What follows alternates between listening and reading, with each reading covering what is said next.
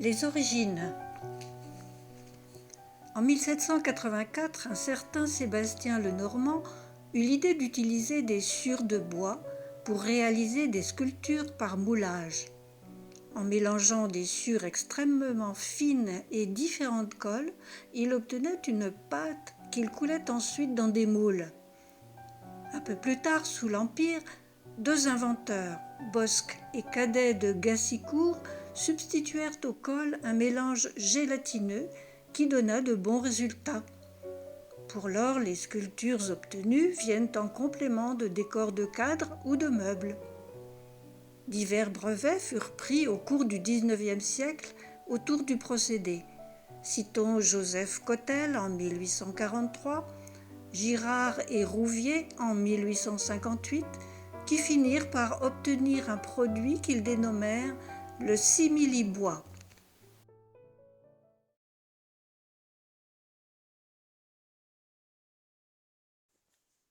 Ce n'est qu'en 1855 que François-Charles Lepage, François Hudalt-Laurent-Alrich et François Pie ont l'idée de réaliser des objets moulés avec de la sciure de bois et de l'albumine du sang.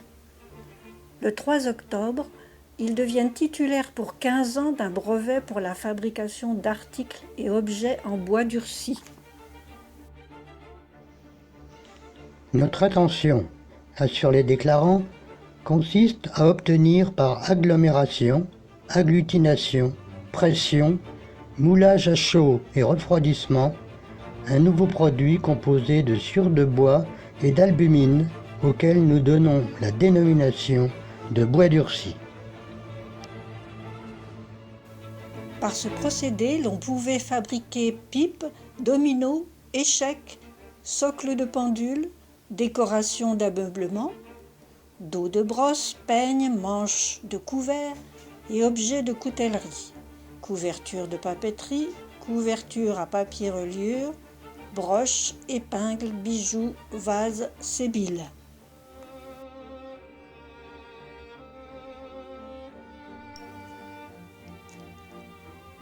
En février 1859, un dénommé Latry devient concessionnaire de Lepage, Talrich et Pie, qui renoncent à tous leurs droits. Latry installe alors 39 rue Violet à Grenelle, une usine pour exploiter le bois durci. Jusqu'en 1870, Latry sera le seul fabricant de bois durci sur la place de Paris et augmentera significativement la liste des objets produits. Articles et objets d'art pour l'ébénisterie, caves à liqueurs, médaillons historiques, albums, cadres, nécessaires et bijoux de deuil. La qualité des produits réalisés fait que Latry sera plusieurs fois médaillé. 1861, médaille à l'issue de l'exposition des arts industriels au Palais des Champs-Élysées. 1862, exposition internationale de Londres, 2 médailles et un diplôme d'honneur récompense une production d'objets de belle facture, le bois durci ressemblant à s'y méprendre au bois d'ébène, mais également une invention donnant le moyen de faire de jolis objets tout en les obtenant à bon marché. Le 13 août 1864, Latry est nommé chevalier de la Légion d'honneur. Présent à l'exposition internationale de Paris en 1867, il est mis hors concours et adjoint aux travaux du jury. Il poursuivra son activité jusqu'en 1895. Toutefois, après la guerre de 1870, le brevet Lepage, Talrich et Pie tombe dans le domaine public.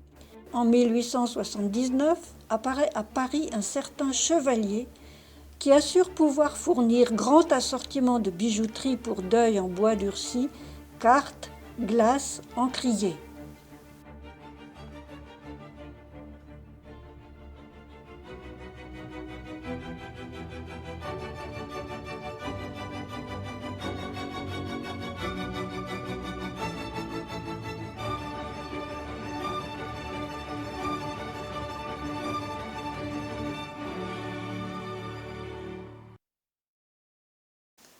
L'installation à Cézanne.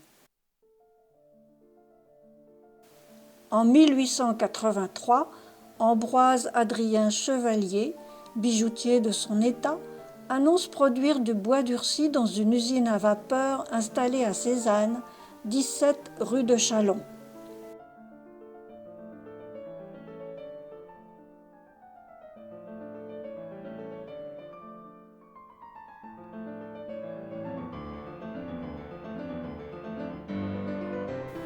La création d'une usine à Cézanne s'explique par la présence sur place d'une ligne de chemin de fer, d'une usine à gaz, d'un abattoir.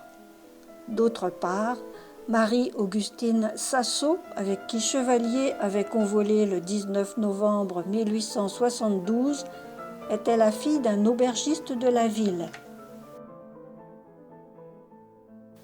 Dès lors, les ateliers de la rue de Châlons vont connaître un grand développement. Des presses hydrauliques extrêmement puissantes sont installées, des étuves, des moyens de chauffage au gaz très performants et une alimentation en eau conséquente complètent les moyens techniques de l'usine.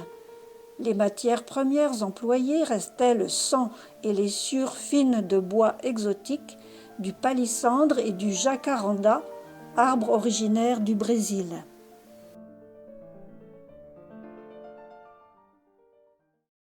L'usine de Cézanne fonctionnait bien quand la maladie rattrapa Ambroise Chevalier qui mourut à Paris le 14 octobre 1886, âgé seulement de 43 ans.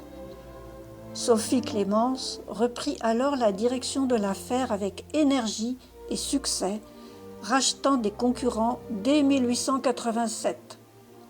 La même année, le 26 septembre, âgée de 35 ans, elle se remarie à Cézanne avec Eugenias Adolphe Arnoux, employé de banque. Adolphe Arnoux va se révéler un excellent gestionnaire. Il va agrandir les ateliers, modifier les équipements et donner à l'entreprise une dimension tout à fait remarquable. Par le fini de son travail et ses prix modérés, M. Arnoux est arrivé à mettre à la portée de tout le monde de véritables objets d'art. En 1912, l'usine compte officiellement 13 ouvriers. Sans délaisser son entreprise, Arnoux s'investit dans la vie locale. De 1900 à 1914, il fait partie du conseil municipal de Cézanne, adjoint au maire de 1905 à 1908. En outre, il sera nommé officier d'académie en 1908, chevalier du mérite agricole en 1910. Il décédera le 15 février 1925 à Cézanne.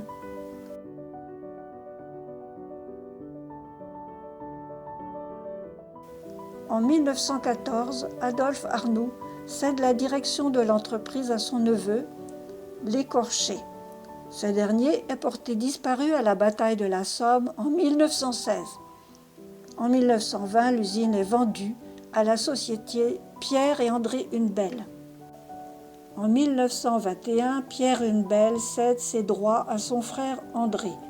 En 1926, un incendie ravage l'usine. La production ne reprendra jamais. En 1928, André Hunebelle vend les bâtiments et se consacre désormais à l'art verrier.